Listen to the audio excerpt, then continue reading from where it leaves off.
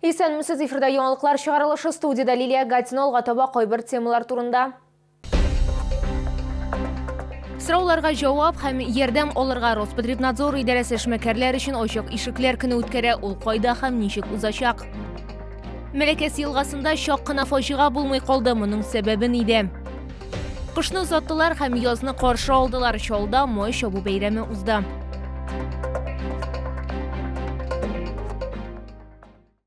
Көнбатыш компанияларның урынын Россия җитештерүчеләре алырга әзер, чалыш куарлары алар белән хезмәттәшлекне башларга әзер инде.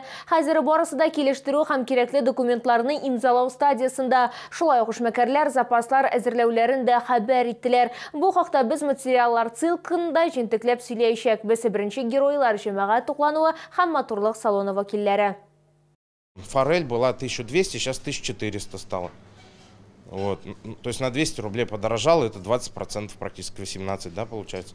Трава, например, Лола Роса сейчас 2500 за килограмм стал. Просто трава, вот кустик красивой травы. Көн сайын җәмәгать туклануы тармагы вәкилләре тәэминатчылардан үзгәртелгән прайслар алган, чаллы эшкуарлары шунда ук килеп туган хәлдән чыгу юлын эзли башлаганнар. Алар компромисслар табарга омтыла яки яңа күпләп сатучыларны эзли. Других поставщиков мы ищем постоянно. Вот сейчас уже с двумя заключили новые договора, с кем раньше не работали, потому что они еще не подняли цены. И уже поставщики откидывают уже назад 10%. То есть повысили на 30%. Назад на 10 что-то там спустили, ну только у нас берите. Но все равно рынок регулирует, потому что конкуренция есть еще у кого брать. Тәэмин итү белән бәйле проблемалар бизнесның барлык тармакларына да кагылды. Моторлык өлкәсе эшкуарлары шулай ук үзебезнең җитештерүчеләр арасында яңа тәэминатчылар эзли. Иратлар чәчтарашханәсе җитәкчесе яңа җитештерүчеләр белән бәйле бизнес-партнерлыкка керешә. Работали на зарубежной косметике.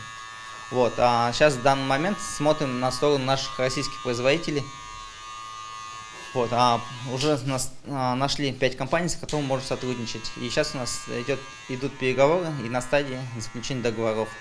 Бәлки Россия җитештерүчесе бәяләрне күтәрер, шуңа күрә күп кенә хезмәтләр кыйммәтрәк булырга мөмкин. Әмма кайбер эшмәкәрләр берничә айга товарлар запасын тупларга өлгергән. Бу исә вакытлыча гына булса да агымдагы бәяләрне тотарга ярдәм итәчәк. Чаллы эшкуарлары бер-берсен ярдәм итәргә чакырам, чөнки кайбер материалларны Чаллыда да җитештерергә мөмкин.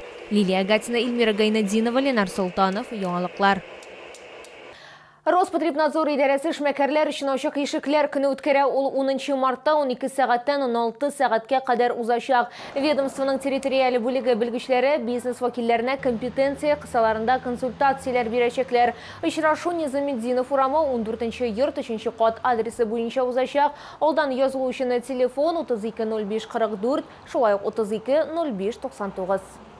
Башка темаларга килгәндә, Татарстанда соңгы тәүлектә COVID-19 коронавирус инфекциясе йоктыруның 733 яңа очрагы ачыкланган, шуларның 135-е 18 яшькә кадәр булган балалар. Татарстан Республикасы сәламәтлек саклау министрлыгының хәбәр итүләренчә, 87 кеше хастаханәгә салынган. Иң күп авыручылар Казанда 229 кеше һәм Чаллыда 94 кеше. Шулай итеп 9 мартка Татарстан буенча коронавирус белән авыруның барлыгы 128 мең бер очрагы билгеле. Аларның 101,061 терелгән, 446-сы узган тәүлектә.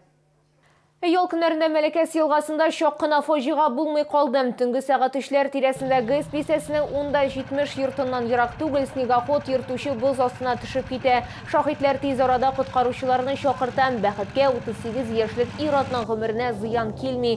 Снегоходны боз астыннан чыгарып хуҗасына тапшырдылар. Водитель снегохода, житель города Набережной Челны, 83-го года рождения.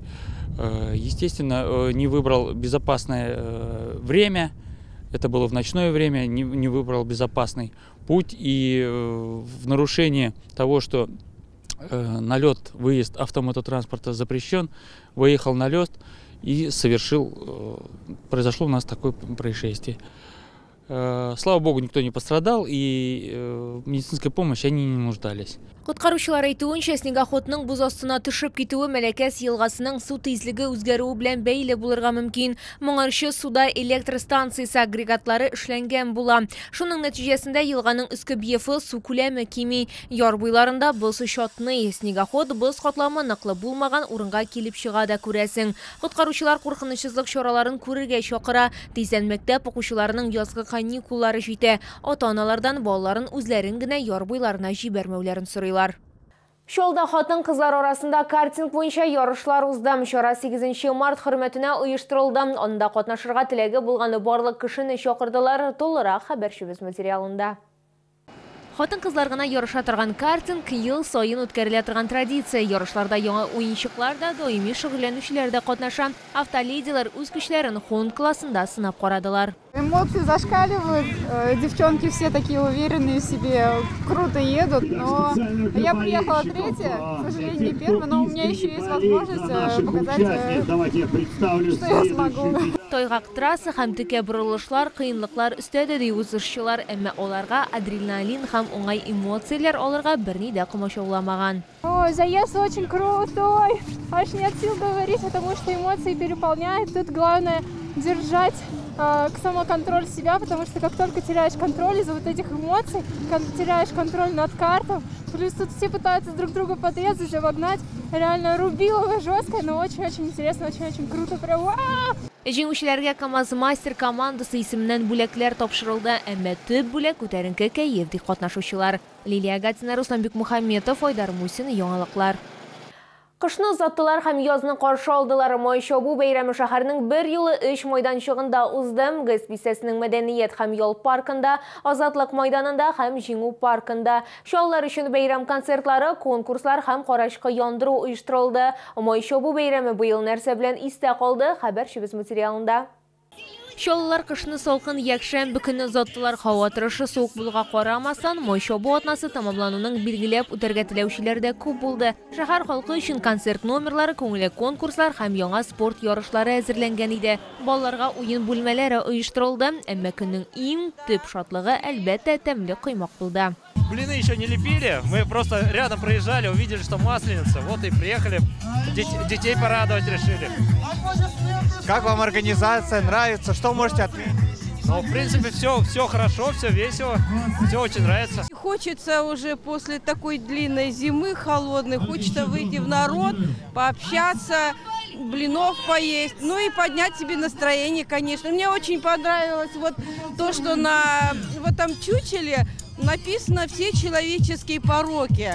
Мне кажется, вот если мы сожгем все это, и у нас будет хорошее настроение и здоровье будет. Бәйрәм чараларны оештыруда шулай ук шәһәр активистлары да катнашты. Территориаль иҗтимагый үзидарә ассоциациясе әгъзалары тәм-томнар, коймак самавырда кайнатылган чәй тәкъдим иттеләр. Шулай ук фотозона оештырдылар.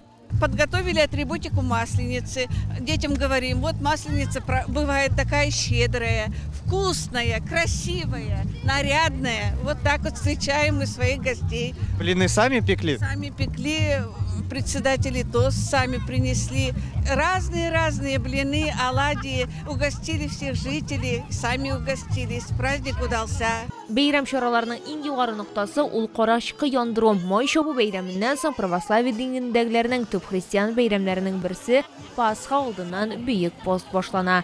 Лилия Гатина, Руслан Бикмөхәмметов, Ленар Султанов, яңалыклар. Бу сезгә җиткерәсе соңгы мәгълүматыбыз иде. Мин Лилия Гатина сезнең белән сау булашам, исән-имин булыгыз.